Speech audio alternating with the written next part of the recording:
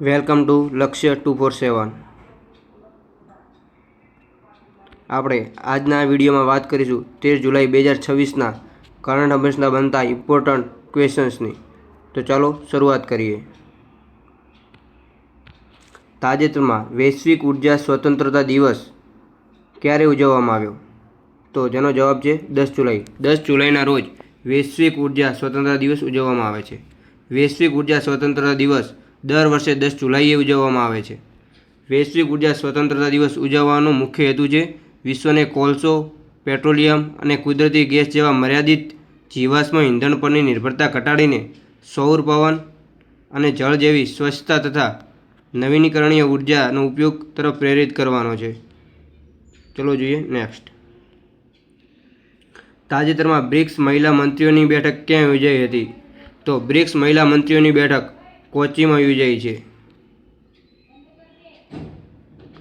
તાજેતરમાં રાષ્ટ્રીય અપરાધ રેકોર્ડ બ્યુરોના પ્રમુખ તરીકે કોની નિમણૂક કરવામાં આવી છે? તો તાજેતરમાં રાષ્ટ્રીય અપરાધ રેકોર્ડ બ્યુરોના પ્રમુખ તરીકે અમિત ગર્ગની નિમણૂક કરવામાં આવી છે. તાજેતરમાં DRDO દ્વારા પિનાકા લોંગ રેન્જ ગાઇડેડ રોકેટનું સફળ પરીક્ષણ ક્યાં કરવામાં આવ્યું છે? તો ઓડિશામાં. તો તાજેતરમાં ઓડિશાની અંદર DRDO દ્વારા પિનાકા લોંગ રેન્જ ગાઇડેડ રોકેટનું સફળ પરીક્ષણ કરવામાં આવ્યું છે. વાત થઈ છે ઓડિશાની, તો જોઈએ ઓડિશાની રાજધાની છે ભુવનેશ્વર. ઓડિશાના મુખ્યમંત્રી છે મોહન ચરણ માંઝી, જ્યારે ઓડિશાના રાજ્યપાલ છે હરિબાબુ કંભમ પાટી. ચલો જોઈએ નેક્સ્ટ. તાજેતરમાં કયા રાજ્ય સરકારે શિક્ષકો માટે ગુરુ દક્ષિણા નામની કેશલેસ સારવાર યોજના શરૂ કરી છે? તો તાજેતરમાં ઉત્તર પ્રદેશે શિક્ષકો માટે ગુરુ દક્ષિણા નામની કેશલેસ સારવાર યોજના શરૂ કરી છે. આવી છે ઉત્તર પ્રદેશ. તો ઉત્તર પ્રદેશની રાજધાની છે લખનઉ. ઉત્તર પ્રદેશના મુખ્યમંત્રી છે યોગી આદિત્યનાથ, જ્યારે ઉત્તર પ્રદેશના રાજ્યપાલ છે આનંદીબેન પટેલ. તાજેતરમાં 18 મીટર ડ્રાફ્ટ ક્ષમતા ધરાવતું ભારતનું બીજું મુખ્ય બંદર કયું બન્યું છે? તો કામરાજાર બંદર.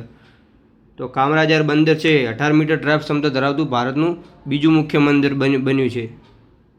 તો નેક્સ્ટ. તાજેતરમાં જાહેર થયેલા ટાઈમ આઉટના હેપી સિટી ઇન્ડેક્સ 2026માં કયું શહેર પ્રથમ સ્થાને રહ્યું છે? તો જેનો જવાબ છે લંડન.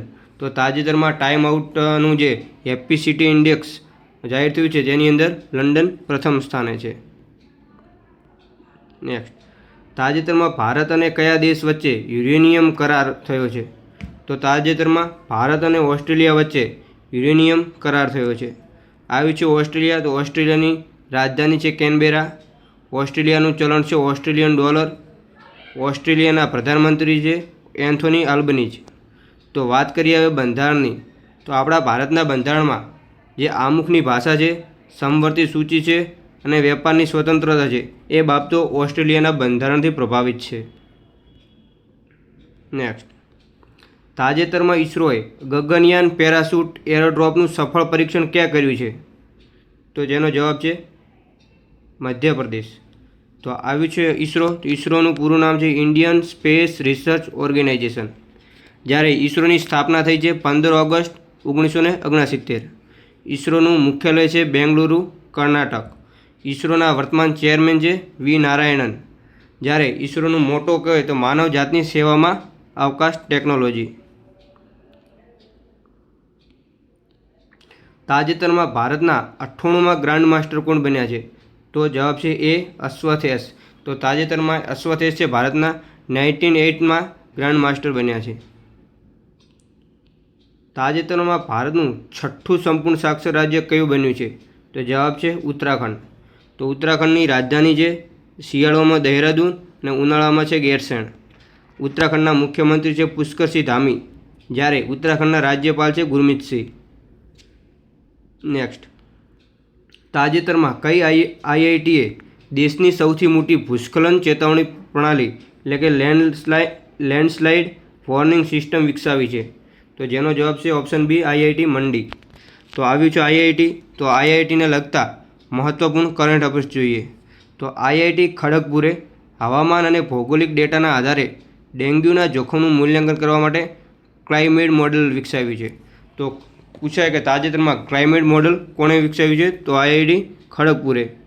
બીજું કે ભારતનું પ્રથમ પરમાણુ એન્જિનિયરિંગ ડિઝાઇન ઉત્કૃષ્ટતા કેન્દ્ર IIT હૈદરાબાદમાં સ્થાપિત કરવામાં આવશે. QS વર્લ્ડ યુનિવર્સિટી રેન્કિંગ 2027માં IIT દિલ્હીને ભારતની સર્વોચ્ચ ઉચ્ચ શિક્ષણ સંસ્થા જાહેર કરવામાં આવી છે. જો આ પ્રશ્ન છે તમારા માટે કે જેનો જવાબ તમારે કોમેન્ટમાં જણાવવાનો છે કે તાજેતરમાં પ્રધાનમંત્રી નરેન્દ્ર મોદી કયા દેશની સંસદને સંબોધન કરનાર પ્રથમ ભારતીય પ્રધાનમંત્રી બન્યા છે? જેનો જવાબ તમારે કરવાનો છે કોમેન્ટમાં. જો આ વિડીયો તમને સારો લાગ્યો હોય તો તમારા મિત્ર વર્તુળમાં શેર અવશ્ય કરજો અને ચેનલને સબસ્ક્રાઈબ ન કરી હોય હજી સુધી તો સબસ્ક્રાઈબ કરી દેજો. Thank you.